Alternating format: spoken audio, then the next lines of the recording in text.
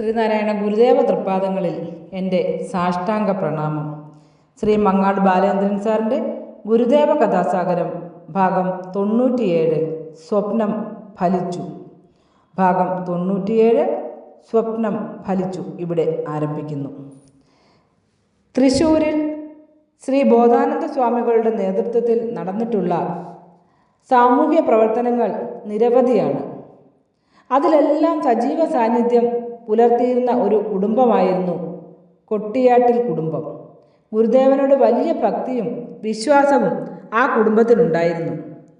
ഒരു ദിവസം കൂർക്കച്ചേരിയിലെ ശ്രീ മഹേശ്വര ക്ഷേത്രത്തിൽ ഗുരുദേവൻ എഴുന്നള്ളിയതറിഞ്ഞ് തൃപ്രയാർ, വാടനപ്പള്ളി തുടങ്ങിയ ദേശങ്ങളിൽ നിന്നെല്ലാം ധാരാളം ആളുകൾ അവിടെ എത്തിച്ചേർന്നു.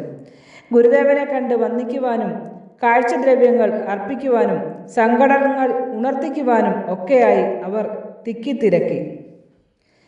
ഗുരുദേവനോട് വലിയ ഭക്തി ഉണ്ടായിരുന്ന കൊട്ടിയാട്ടിൽ കുടുംബത്തിലെ കുഞ്ഞുണ്ണി എന്നയാളുടെ ഉറ്റ ബന്ധുവായിരുന്ന ഒരു സ്ത്രീയും അപ്പോൾ ഗുരുദർശനത്തിനായി കൂർക്കഞ്ചേരി ക്ഷേത്രത്തിലെത്തിയിരുന്നു.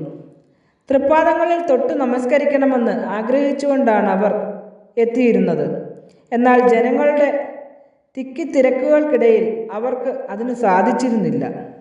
വളരെ നേരം കാത്തിരുന്നിട്ടും ഫലമുണ്ടാകാതിരുന്നപ്പോൾ അവർ നിരാശരായി വ്യസനത്തോടെ മടങ്ങിപ്പോയി.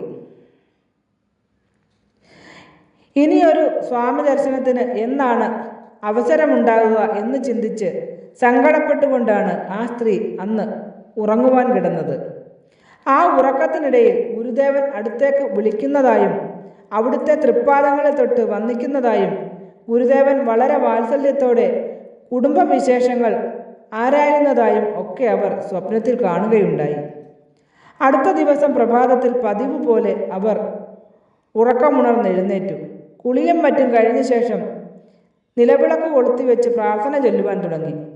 അപ്പോൾ പടിപ്പുരയിൽ ഒരാളനക്കം കേട്ട് അവിടേക്ക് തിരിഞ്ഞു നോക്കി. അതാ ഗുരുദേവൻ തനിയെ വീട്ടുമുറ്റത്തേക്ക് കയറി വരുന്നു. തൻ്റെ അഭിലാഷം സാധിപ്പാൻ സ്വയം അറിഞ്ഞ് കയറി വന്ന ഗുരുദേവനെ നോക്കി അവർ അത്ഭുതസ്തബ്ധയായി നിന്നു. ഗുരുവേ ദേവാ വന്നാലും ശാന്തി പകർന്നു തന്നാലും ഭക്തവത്സല ഭക്തവത്സല ശിവഗിരിനാഥ ദീനദയാലോ ദീനദയാലോ ശിവഗിരിനാഥ ഗുരുവേ ദേവാ വന്നാലും ശാന്തി പകർന്നു തന്നാലും.